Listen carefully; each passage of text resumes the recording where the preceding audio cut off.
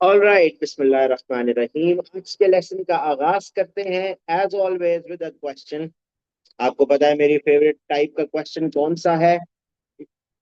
हम्म तो क्या कहते हैं, एक्सपेरिमेंट डिजाइन। बोले जी, एक सवाल आपसे पूछ रहा हूँ। Design an experiment to calculate the specific heat capacity of a piece of aluminium। ये पीस ऑफ एल्यूमिनियम तो मैंने एम ही लिख दिया है। कोई भी मटेरियल होगा, उसका method to find out its specific heat capacity यही होगा जो अभी हम डिस्कस करेंगे। मैं स्पेसिफिक हीट कैपेसिटी पर पहले काफी दफा, शायद एक दो दफा डिस्कशन की जा चुकी है, लेकिन यकीनन आपको याद नहीं होगा क्या होता है। तो आपके लिए एक दफा इसको डिफाइन करते चलते हैं, फिर उसके बाद will move on to how to calculate the specific heat capacity. ये स्ट्रिक्टली इस चैप्टर से रिलेटेड नहीं है जो हम कर रहे थे। ये मुझे कोई क्वेश्चन याद आया तो मैंने कहा चले let's start off with this specific heat capacity. जी आपको पता है हसन? नहीं ना पता? अब मैं बताने लगा हूँ, याद होना चाहिए। ठीक है, फिर अगली दफा आप जवाब दें मुझे। Alright, don't just say no. Thermal energy needed to change the temperature of a unit mass by a unit change in temperature। ले जी, क्या खूबसूरत जवाब हमने यहाँ लिखा है। आपकी तवज्जो चाहिए। पहली बात, स्पेसिफिक हीट कैपेसिटी बेसिकली तो एक थर्मल एनर्जी की अमाउंट को ही कहते हैं, लेकिन कौन सी वाली? जिसके जरिए हम एक यूनिट मास यानी 1 किलोग्राम मास के टेम्परेचर को चेंज करें बाय 1 यूनिट। टेम्परेचर का यूनिट क्या होता है? डिग्री सेंटीग्रेड भी होता है, केल्विन्स भी होता है। ओके। एक जी, नहीं, बिल्कुल भी नहीं। Specific heat capacity is actually that value of heat जिसकी वजह से 1 केजी मास को 1 केल्विन हमने हीट करना होता है। इधर अटेंडेंस देख लें, फिर उसके बाद मजीद इस पर डिस्कशन करते हैं। ओके जी, चलें। इमेजिन करें कि ये मेरे पास एक छोटा सा ब्लॉक है। ब्लॉक 1 केजी इसका मास है, इसका टेम्परेचर था 22 डिग्री सेल्सियस। मैं इसको कितनी हीट एनर्जी प्रोवाइड करूं कि इसका टेम्परेचर बढ़ के 23 डिग्री सेल्सियस हो जाए? उस हीट की वैल्यू को हम स्पेसिफिक हीट कैपेसिटी कहते हैं। जी फरमाइए। ठीक है जी, मैं बता जी। ओके जी, मैं बता दूं।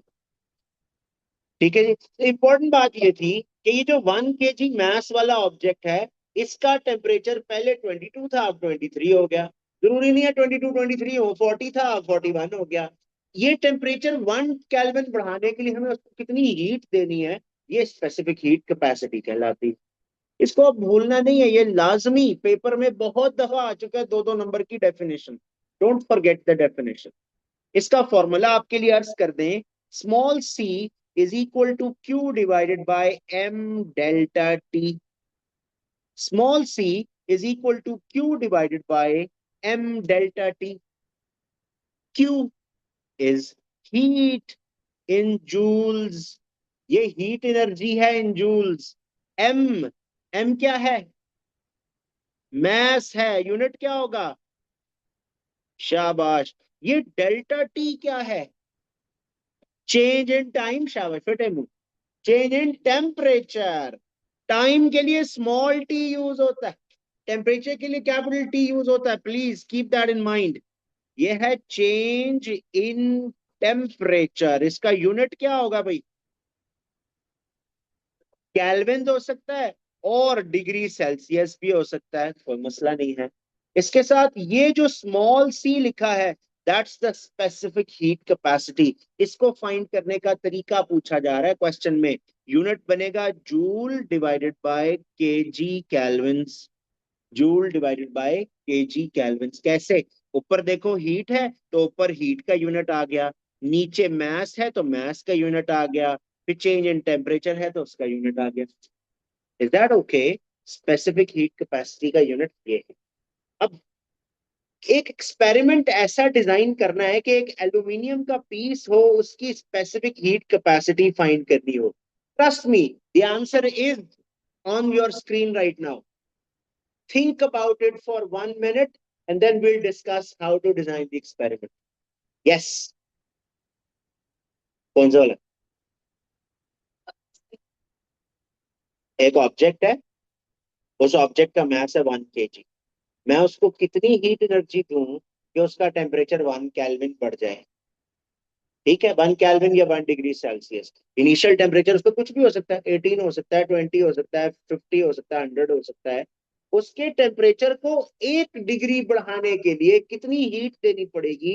उस हीट एनर्जी को हम स्पेसिफिक हीट कैपेसिटी कहते हैं। It's just energy under certain circumstances. वो सर्टेन सर्कमस्टांसेस क्या है? मास 1 kg होना चाहिए, टेम्परेचर चेंज 1 डिग्री का होना चाहिए।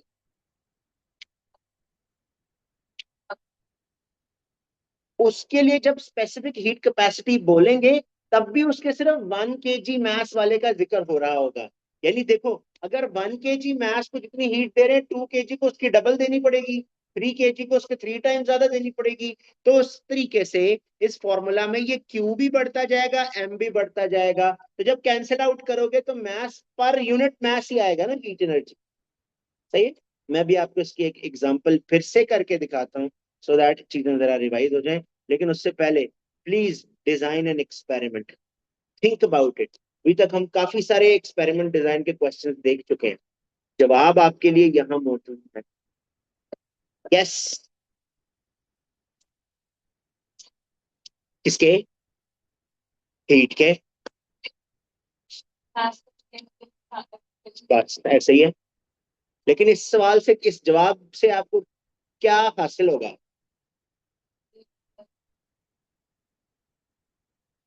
देखो, आम सी बात है, अगर मैं आपसे कहूँ स्पेसिफिक हीट कैपेसिटी फाइंड करना है, आप कहेंगे कि हमें हीट एनर्जी दे दें, हमें मास दे दें और हमें चेंज इन टेम्परेचर दे दें। ऐसे ही है ना? आप ये तीन चीजें इधर डालोगे, ये स्मॉल सी निकाल लोगे।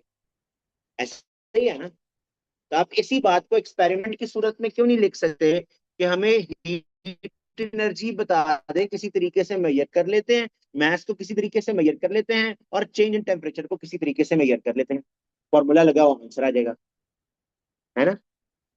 देखें, अब मैं आपको एक ऐसी बात बताने वाला हूँ जो कि शायद अभी आपको नहीं पता, क्योंकि अभी आप नए नए ग्रेड 11 में आए हैं। उसके लिए एक फॉर्मूला ऐसा इस्तेमाल होगा इसमें जो ग्रेड 11 में हम पढ़ते हैं। थोड़ा सा रिकॉल करवाता हूँ। क्या आपको पता है एनर्जी का कोई ऐसा फॉर्मूला याद है आपको? कौन सा? क्या? Potential energy. क्या हमने उस एल्यूमिनियम ब्लॉक को पोटेंशियल एनर्जी दी है? थर्मल एनर्जी दी ना किस तरीके से? किस चीज से? हीट एनर्जी कौन सी चीज देती है? हीटर। हीटर देगा ना। The heater will be providing heat energy. Right? Okay, furnace. Energy equals to power multiplied by time हो सकता है। क्या आपको ये फॉर्मूला पता है? पता है, आपने वर्क एनर्जी पावर में ये पढ़ा हुआ है। अगर मुझे ये पता चल जाए कि हीटर की पावर कितनी है और उस हीटर को कितनी देर के लिए ऑन किया है, मल्टीप्लाई करूं तो एनर्जी आ जाएगी। पावर है, हीटर की पावर जरूर होती है। अपने आसपास हर इलेक्ट्रिकल डिवाइस की पावर आपने सुनी भी है, देखी भी है। इनफैक्ट अक्सर वो चार्जर चार्जर जो होता है ना फोन के, उसके ऊपर लिखा होता है 33 what, 25 what, 67 what. I think शायद सबसे ज्यादा 120 वॉट का आ रहा है, आई एम नॉट श्योर। जितनी ज्यादा पावर होगी, दैट मीन्स वो उतनी ज्यादा एनर्जी ट्रांसफर करेगा। राइट? इसी तरह आप हर इलेक्ट्रिकल डिवाइस की बात कर रहे हैं। ये जो एनर्जी सेवर यहाँ लगेंगे 14 वॉट के हैं, 14 वॉट्स। इससे बड़ा एनर्जी सेवर 18 का होता है, फिर 24 होता है, फिर 36 होता है, फिर 48 होता है, फिर 64 होता है। बल्ब भी बेचता रहा हूं। खैर, एनीवे, एवरी इलेक्ट्रिक, ये जो प्रोजेक्टर यहाँ लगा हुआ है इसकी पावर तकरीबन 600-700 वॉट्स होगी। इससे बड़े प्रोजेक्टर्स भी होते हैं, 1000 वॉट के भी होते हैं। 1000 वॉट का बल्ब सुना आप? नहीं सुना कभी? और इस्त्री होती है, अवन होता है, अच्छा ओवन नहीं होता, अवन, सही है जी। एयर फ्रायर जो ऐसी डिवाइसेस होती है ना जो हीट प्रोड्यूस करती हैं, उनकी पावर जनरली थोड़ी सी ज्यादा ही होती है। जैसे इस्त्री हो गई, जैसे इलेक्ट्रिक केटल हो गई, जैसे पुराने जमाने के बल्ब हो गए। वो 100 वॉट का बल्ब देखा आपने, बड़ा गर्म हुआ हुआ होता है, ठीक है। हीटर्स होते हैं जी, बिल्कुल करते हैं। तो आपकी भी कोई ना कोई पावर होगी, पता नहीं, 1-2 वॉट तो होगी। अच्छा, अब मैं ये कर सकता हूँ कि ये जो ई है ये भी एनर्जी के लिए यूज कर रहा हूँ, ये जो क्यू है ये भी एनर्जी के लिए यूज कर रहा हूँ। तो आपकी इजाजत से इस फॉर्मूला में C equals to power multiplied by time कर सकते हैं, मैस डेल्टा टी।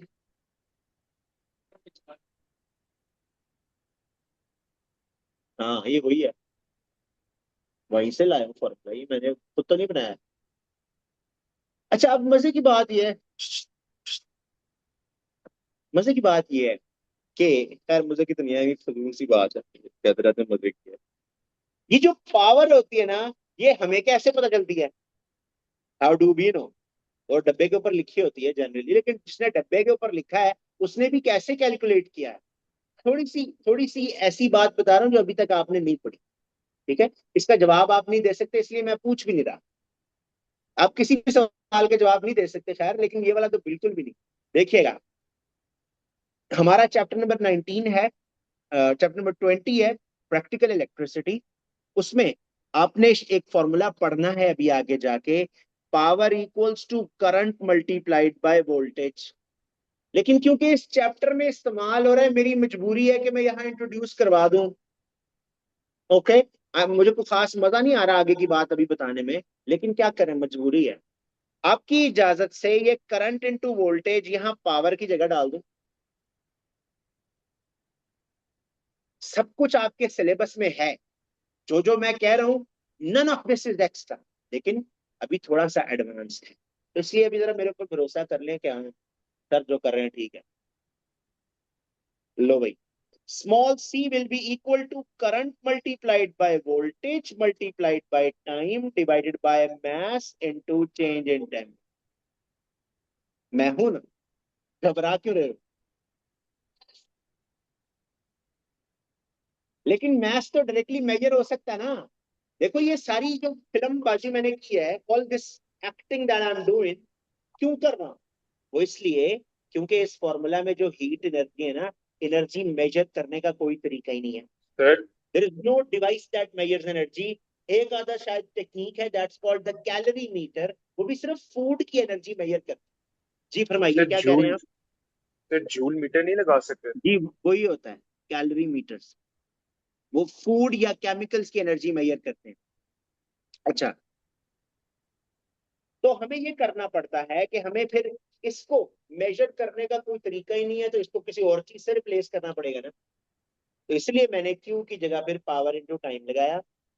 पावर को मेजर करने का डायरेक्टली कोई तरीका नहीं है, तो इसलिए पावर की जगह पर फिर मैंने करंट इंटू वोल्टेज लगाया। मैं खैर अभी तो नहीं बताऊंगा, थोड़ा ठहर के बताऊंगा कि करंट और वोल्टेज में क्या फर्क है। फिलहाल आप मेरी इस बात को मान लीजिए कि करंट की मेजरमेंट के लिए एक इंस्ट्रूमेंट इस्तेमाल होता है कॉल्ड दी एमीटर। एमीटर, इसका सिंबल ये होता है जी। फिर वोल्टेज की मेजरमेंट के लिए एक इंस्ट्रूमेंट इस्तेमाल होता है कॉल्ड द वोल्ट मीटर। कुछ स्कूलों में ना टीचर जरा एफिशिएंट होते हैं, तो वो पहले ही पढ़ा देते हैं ये वाले चैप्टर, ऐसे ही आता कुछ भी नहीं है बच्चों को। इसका सिंबल ये होता है। और ये जो स्मॉल टी है, ये टाइम है कि टेम्परेचर है शहजादे? ये स्मॉल टी है टाइम। टाइम को किस इंस्ट्रूमेंट से मेजर करते हैं? Don't you see me pointing at this beautiful young boy? Yes, उसने बोला है अभी। हाँ शाबाश। स्टॉप वॉच, बेहतरीन। चेंज इन टेम्परेचर कैसे मेजर होता है हीरो?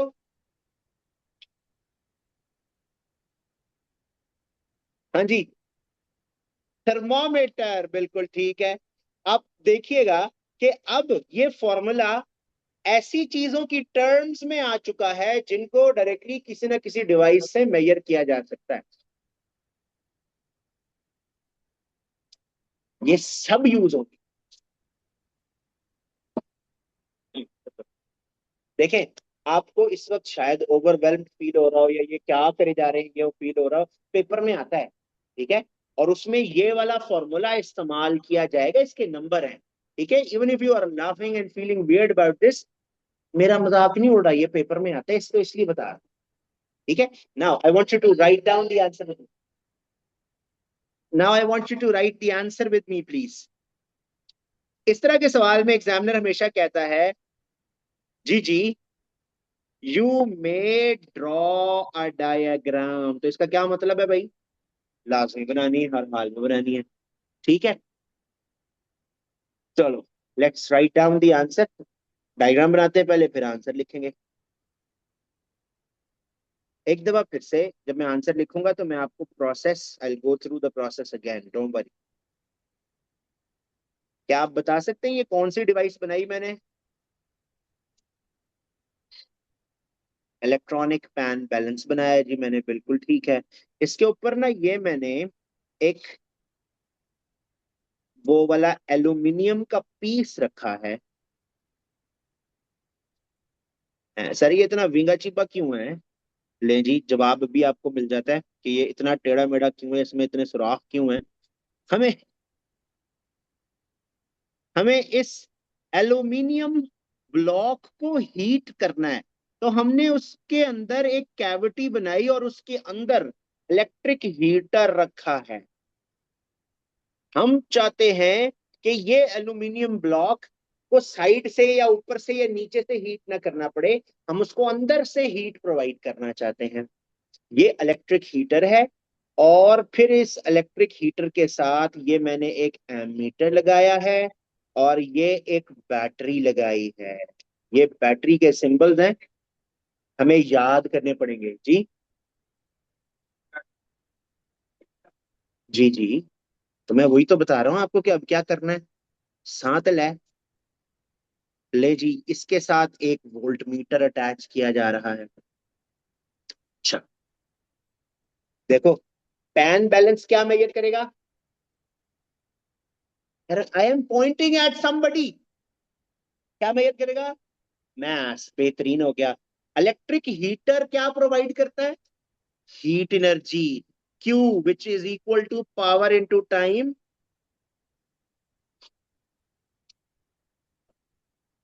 एक मिनट, ओके।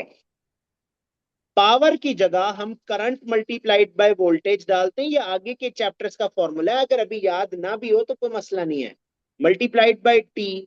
आप देखेंगे इस डायग्राम के अंदर मैंने करंट को मेजर करने वाली डिवाइस भी डाल दी, वोल्टेज को मेजर करने वाली डिवाइस भी डाल दी, लेकिन टाइम मेजर करने वाली डिवाइस कहीं पे भी नहीं बनाई अभी तक।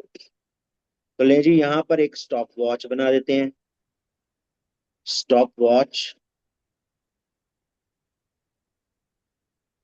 अच्छा, एक फॉर्मूला पीछे बनाया था, small C equals to current into voltage into time divided by mass into change in temperature. जरा डायग्राम को चेक करो। करंट की मेजरमेंट वाली डिवाइस है, एमीटर मैंने बना दिया है। वोल्टेज की मेजरमेंट वाली डिवाइस है, वोल्ट मीटर मैंने बना दिया है। टाइम की मेजरमेंट वाली डिवाइस, स्टॉप वॉच, मैंने बना दी है। मैथ की मेजरमेंट वाली स्टॉप डिवाइस बना दिया है। डेल्टा टी कैसे मेजर होगा? थर्मोमीटर से मेजर होगा। तो लो भाई, ये दूसरी कैविटी हमने थर्मोमीटर के लिए बनाई थी।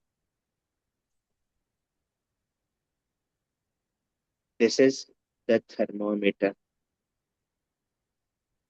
दिस अमेजेस मी दैट आप लोगों ने ये बात पहले नहीं पढ़ी शायद। पढ़ी है कि नहीं पढ़ी? पेपर में है, सिलेबस में है। ओके, पढ़ना जरूरी है। लो भाई, सबसे पहले ये डिवाइस, ये जो स्ट्रक्चर मैंने बनाया है, ये बनाना बहुत जरूरी है। बाकी ये मेरी रफ वर्किंग है, ये बेशक आप ना भी नोट करें, कोई बात नहीं।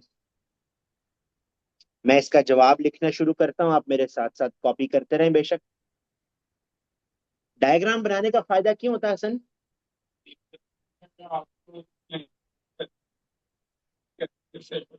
बिल्कुल ठीक है। पहली लाइन हम बनाते हैं, लिखते हैं arrange the apparatus as shown।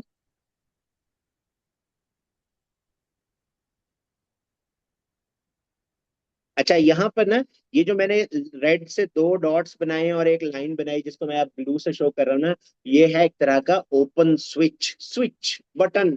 इसको दबाएंगे क्लोज हो जाएगा, जिससे फिर करंट फ्लो होगा, हीटर हीट करना शुरू कर देगा।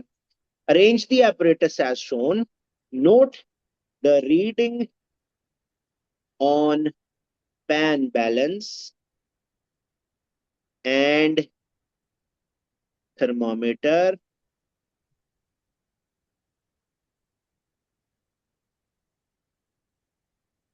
देखिएगा, मैं एक बात भूल गया था, वो बात मैं यहाँ अपने जवाब में इंक्लूड करने लगा हूँ। पैन बैलेंस के आगे ब्रैकेट में मैं स्मॉल एम लिख रहा हूँ, ताकि मैं बता दूं कि पैन बैलेंस से जो रीडिंग ली जाएगी उसका सिंबल क्या होगा, एम। थर्मोमीटर से T1, T1 क्या होगा, इनिशियल टेम्परेचर। ठीक है, close the switch and note the time interval, small T. Small T क्या चीज है जी, time interval. Note the value of current on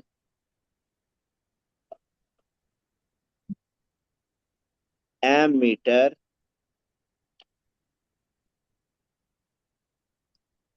I and voltmeter V।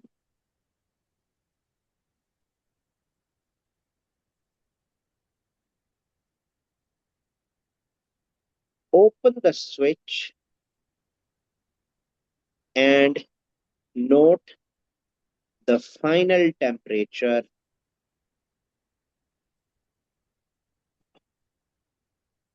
T2। क्या खूबसूरत जवाब लिखा है, पूरे नंबर मिलेंगे। C equals to current into voltage into time divided by mass into T2 minus T1।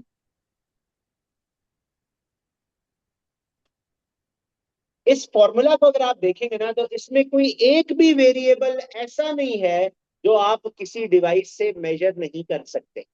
सारी सारे वेरिएबल वो हैं जो मेजरेबल। जल्दी से इसको नोट कर ले।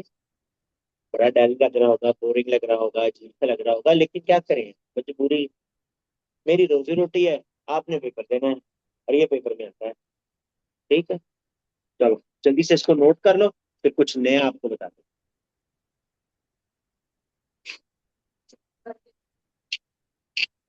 क्योंकि मैं सिर्फ वही बातें बताता हूँ जो पेपर में आती हैं।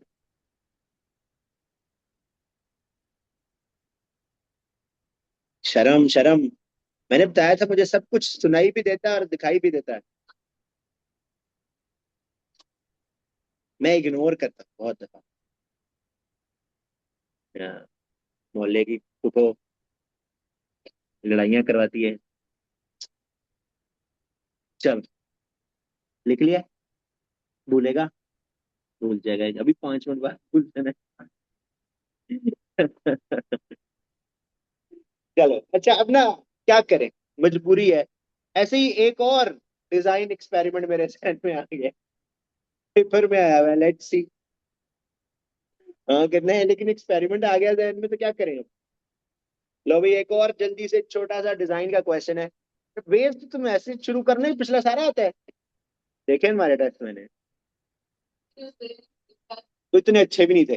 अच्छा, चलो, design an experiment to test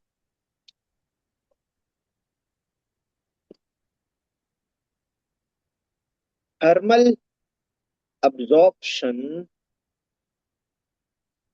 of two materials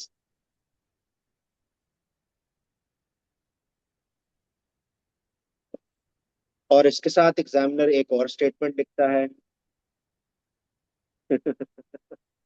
you may draw a diagram if you wish. चलो, शाबाश, सोचें जरा। मैं ये देखना चाहता हूँ कि दो अलग मटेरियल्स हैं, उनकी थर्मल एब्जॉर्प्शन किसकी अच्छी है किसकी बुरी है, तो एक्सपेरिमेंट डिजाइन करके करना। हर दफा ऐसा नहीं होता।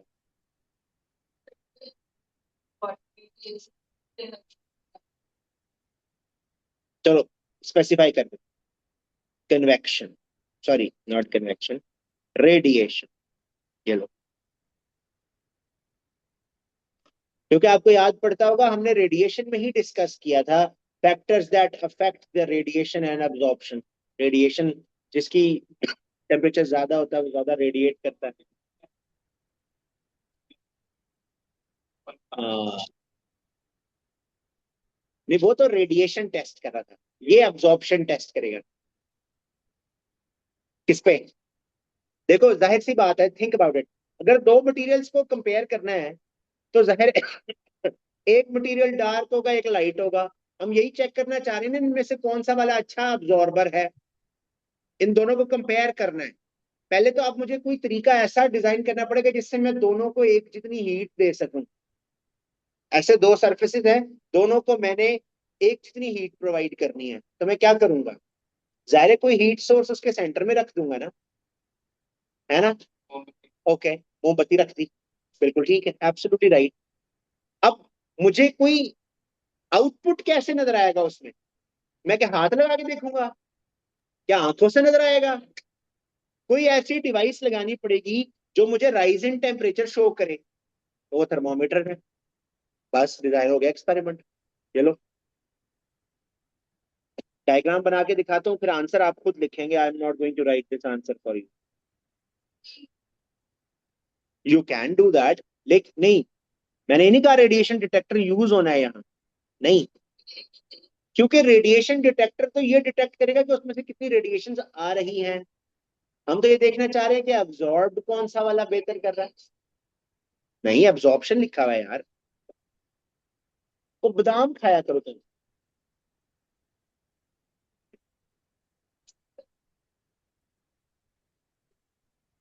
लो भाई, ये है मटेरियल वन और ये है मटेरियल टू। इनके बीच में एग्जैक्ट सेंटर में ये एक मोमबत्ती जला दी है हमने। ऑल्सो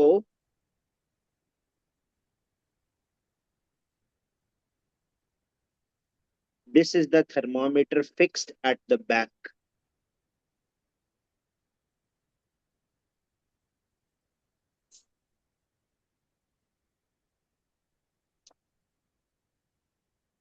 थर्मोमीटर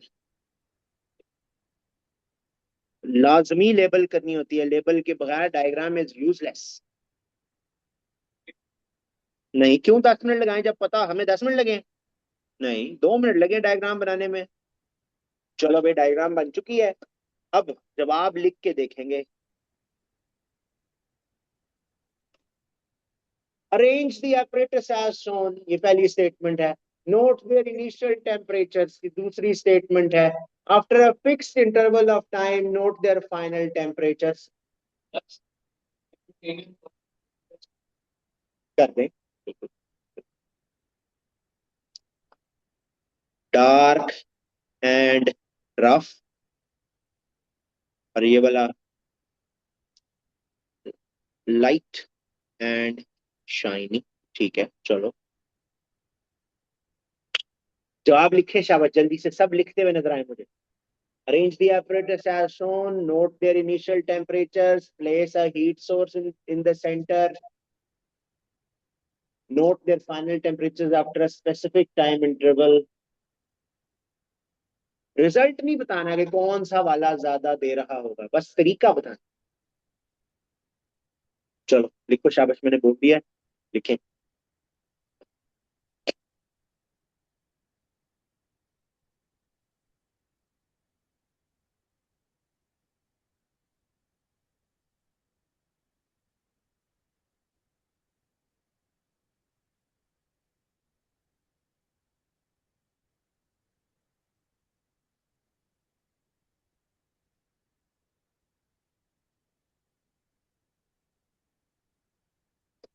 ऐसे जी कुछ 4-5 लाइनें आपको गिवन होंगी, आपका जवाब इससे ज्यादा लंबा नहीं होना चाहिए। ओके।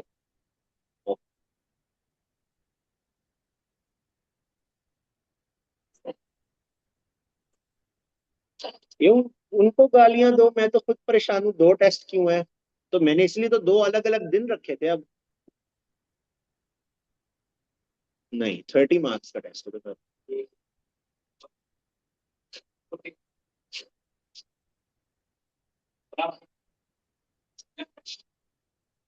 अच्छा, मैं अब, मुझे अब शर्मिंदगी हो रही है यार, शर्मिंदा तो ना करो प्लीज। चलो इसका आंसर हो जाएगा। हो गया। चलो आखिरी, अब हमारे पास कोई 10-12 मिनट बाकी हैं। तो हम ऐसा करते हैं कि अब हमारा थर्मल फिजिक्स का सारा content according to my memory cover up हो चुका है। मैंने आपको पेपर के डिजाइन एक्सपेरिमेंट वाले सवाल भी दिखाए जो कि क्वेश्चन 2 में, सॉरी पेपर 2 में आते हैं। ये एटीपी के सवालात नहीं है जो डिजाइन एक्सपेरिमेंट में दिखा रहा हूँ आपको, ये सारे पेपर 2 के सवालात हैं जो थियरी का पेपर है। अच्छा, आज की जो क्लास जिसका बाकी हमारे पास कुछ 10-11 मिनट रह गए हैं, इसमें मैं आपको हमारा अगला चैप्टर बताने की कोशिश करूंगा। चैप्टर का नाम है, एक्चुअली चैप्टर तो नहीं है, पूरा सेक्शन है वेव्स का, जिसका पहला चैप्टर है जनरल प्रॉपर्टीज ऑफ वेव्स।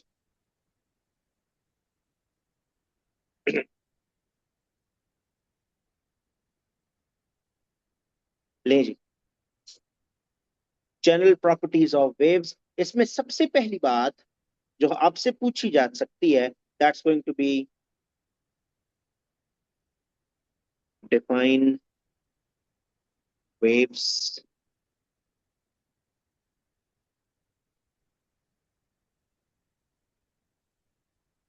हाँ जी, वेव्स क्या होती हैं? क्या लगता है आपको?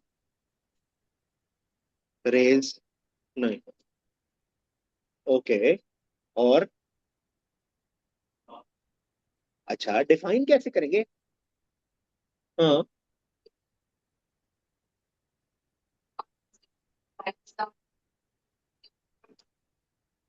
क्या करती, करती क्या है? ट्रांस,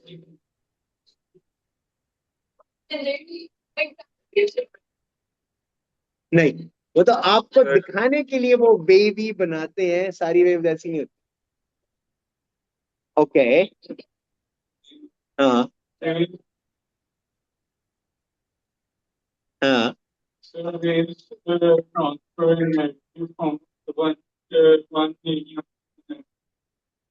मीडियम कहाँ से आ गया? A method of energy transfer due to vibrations of particles। कैसे नहीं होती, बताएं कौन सी वेव है? नहीं, वाइब्रेशन ऑफ पार्टिकल्स मैंने कहा है, इसका ये मत मैं बोल रहा हूँ ना, मेरी सुने। There are basically 2 types of waves, एक वो होती है जिनको मीडियम चाहिए होता है, और दूसरी वो होती है जिनको मीडियम नहीं चाहिए। जैसे लाइट वेव है, जैसे रेडियो वेव्स हैं, जैसे इंफ्रारेड हैं। मैंने मीडियम पार्टिकल्स नहीं कहा, मैंने वाइब्रेशन ऑफ पार्टिकल्स कहा है। मतलब क्या साउंड कहना वेव्स। चाहते हैं, जो इलेक्ट्रोमैग्नेटिक वेव्स भी होती है ना, जिनको कोई मीडियम नहीं चाहिए होता, वो भी चार्ज्ड पार्टिकल्स की वाइब्रेशन से पैदा होती हैं। सही। कुछ वेव्स हैं जिनको मीडियम चाहिए, मटेरियल चाहिए ट्रांसफर के लिए, कुछ वेव्स हैं जिनको नहीं चाहिए, लेकिन दोनों की प्रोडक्शन हमेशा पार्टिकल की वाइब्रेशन से ही प्रोड्यूस होती है। जी। नहीं।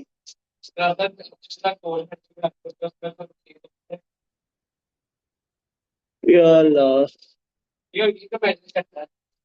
क्या करता है? वो सारी फिल्मबाजी, ड्रामेबाजी है। मैंने सारे शोज देखे हैं, मैंने वो सारे शो देखे हैं। वो कहते हैं, यहाँ पे ऐसे पॉइंट करते हैं, यहाँ पर मीटर पे रीडिंग आ रही है, यहाँ से कोई भूत गुजरा है ना। I swear I am not making it up, ऐसे शोज हैं पाकिस्तान। वो कौन था पाकिस्तानी शो है यार, वैसा था।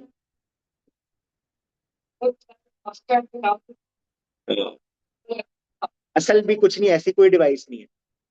है ही नहीं। मैं आपको बता रहा हूँ that- चलो। हाँ ठीक, आज मैं जिन पकड़ के लाना। ठीक है।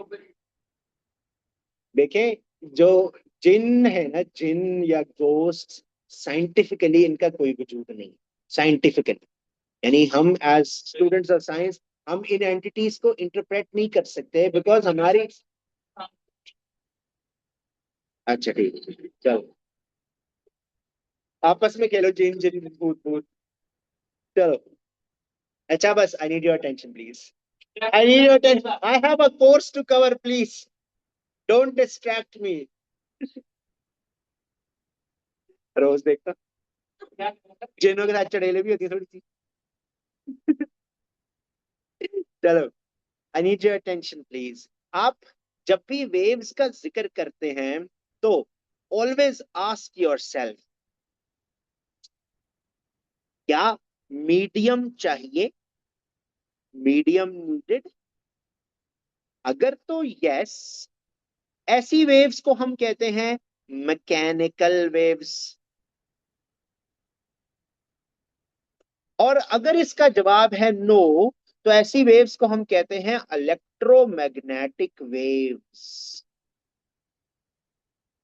हो सकता है आप में से किसी जीनियस के दिमाग में यह सवाल आ रहा हो कि मीडियम क्या होता है। मीडियम आ रहा है किसी के जहन में? है तो सही, बस मानना नहीं चाह रहे। हाँ, मीडियम का मतलब है मटेरियल, सॉलिड, लिक्विड, गैस। इसको हम मीडियम कहते हैं साइंस की जबान में। जो दरमियान वाली तशरीह मौसूफ ने की, मौसूफा ने, दरमियान में साइंस की जबान में सेंट्रल वैल्यू को शायद मीडियन कहते हैं, है ना? अच्छा अच्छा, मीडियम साइज है ना। हाँ, चलो। मुझे बता सकते हैं वाटर वेव्स के लिए कौन सा मीडियम होगा? वाटर वेव्स के लिए कौन सा मीडियम होगा? वाटर, है ना? साउंड वेव्स के लिए एयर, गैस। ओके, बेहतरीन, जबरदस्त। तो अगर तो किसी वेव को मटेरियल या मीडियम चाहिए, उसका नाम है mechanical waves. And mechanical waves की कुछ एग्जांपल्स मैंने अभी आपके लिए बोली, मैं लिख भी देता हूं। Water waves, sound waves, P and S, seismic waves. हाँ, P and S, seismic waves. Seismic का मतलब होता है ये अर्थ की सरफेस पे ट्रैवल करती हैं, अर्थ की सरफेस पे। दो तरह की होती है, P and S. P stands for primary and S stands for secondary. बात करते हैं अभी, अगर अर्थ की सरफेस ना होती तो ये कहाँ ट्रैवल कर सकती? नहीं ना कर सकती, तो उसके लिए तो मीडियम की जरूरत हुई फिर। चलो, ईएम वेव्स, इलेक्ट्रोमैग्नेटिक वेव्स, इनकी एग्जांपल्स मैं पिछले चैप्टर्स में काफी दफा डिस्कशन के दौरान आपको दे चुका हूं। गिव मी लाइट, शाबाश शहजादा।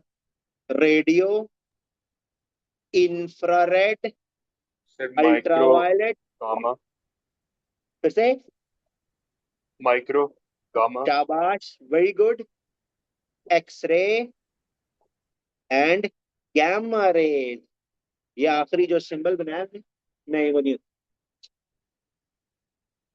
ऐसी वेव्स जिनको मीडियम नहीं चाहिए, यानी अगर स्पेस भी हो, कोई मटेरियल ना भी हो, तब भी ये वेव्स ट्रैवल कर जाती हैं, वो ये सारी हैं। There are 7 electromagnetic waves. और ये पूछ रहा है कि सारी सन से आती हैं? नहीं। सन में से हमने नहीं चूज किया हमारा सन कौन सी वेव हमें दे रहा है, लेकिन मेजरली सन से आने वाली वेव एक तो लाइट वेव्स हैं, इंफ्रारेड हैं और अल्ट्रावायलेट हैं। ये मेजरली सन से आने वाली वेव्स हैं। माइक्रोवेव्स भी आती हैं, थोड़ी सी शायद रेडियो वेव्स भी आती हो, पता नहीं, लेकिन मेजरली यही आती।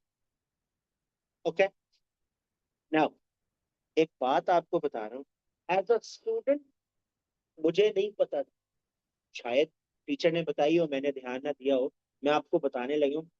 इंपॉर्टेंट सी बात है, एक नोट की सूरत में ये बात लिख रहा हूँ।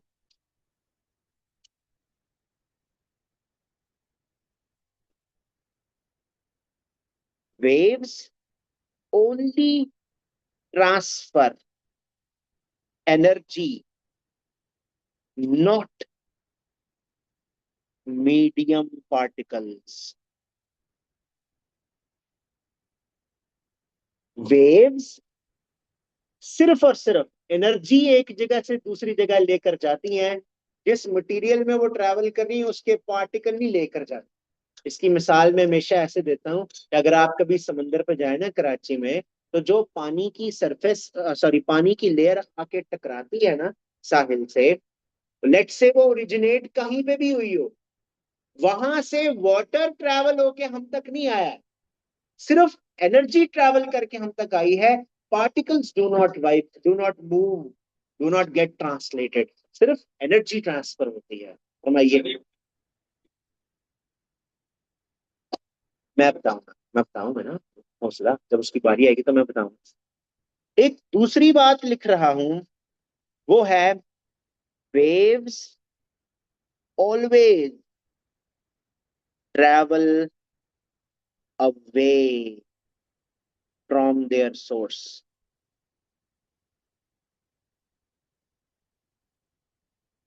unless they get reflected.